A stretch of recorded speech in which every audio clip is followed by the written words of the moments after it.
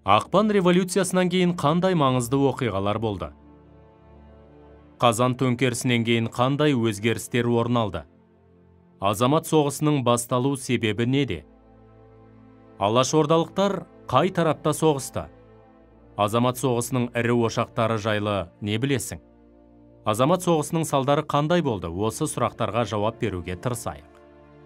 Ақпан революциясынан кейін қандай маңызды оқиғалар болды?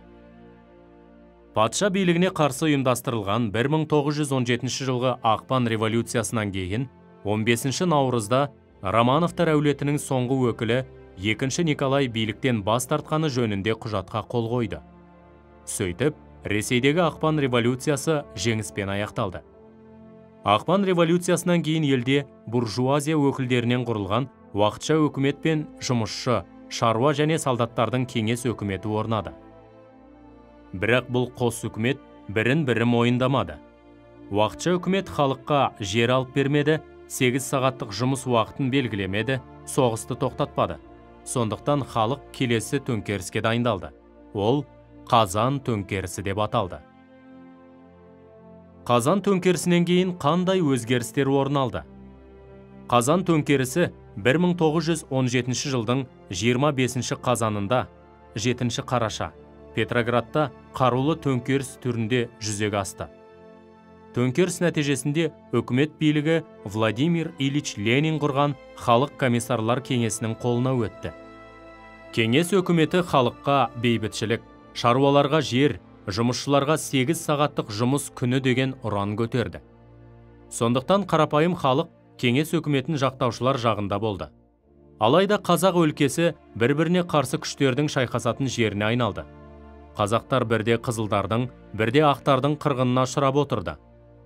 Қазақстанда кеңес өкіметінің орнауы 1917 жылы қазанның аяғында басталып, 1918 жылдың наурызына дейін жалғасты.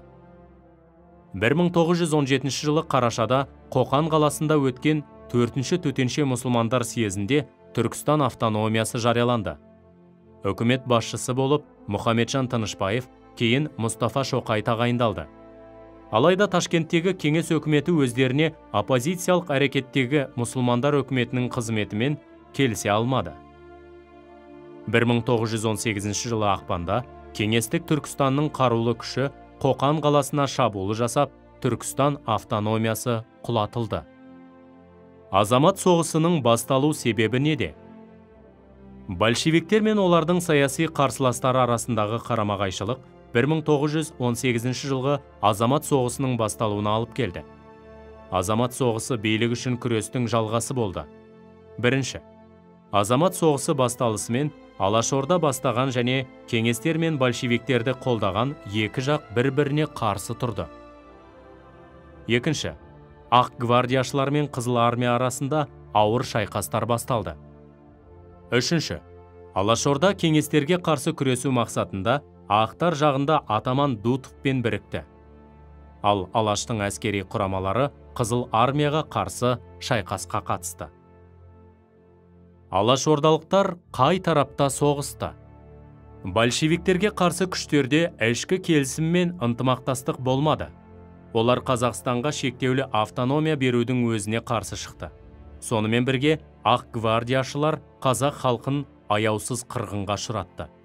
Бұл Алашордашыларды кеңес жағына шығуға итермеледі. Алашорда үкіметі мен кеңес үкіметі арасында ұлттық келісім жасалды. Кеңес үкіметі Алаш зиялыларының артынан ерген қазақтарды ақ гвардияшыларға қарсы күресу үшін пайдалануды көздеді.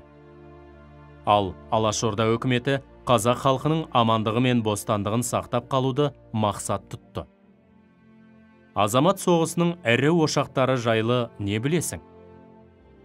Азамат соғысы жылдарында Әлби Жангелдиннің экспедициясы Черкасск қорғанысы партизан отрядтары нағыз ерліктің үлгісін көрсетті. 1919 жылы жазда Колчак армиясы жеңіліп, батыс, солтүстік, солтүстік-шығыс аймағы мен Жетісу жері азат етілді. 1920 жылы наурызда солтүстік Жетісу майданы жойылып, Қазақстандағы азамат соғысы аяқталды. Азамат соғысының салдары қандай болды? Азамат соғысының салдары өте ауыр болды. Бірінші, қаза тапқан адамдардың саны көп болды. Екінші, экономикалық күйзеліс болды. Үшінші, адамдар арасында қатыгездік пен зорлық-зомбылық күшейіп, ертеңгі күнге деген сенімсіздік пайда болды.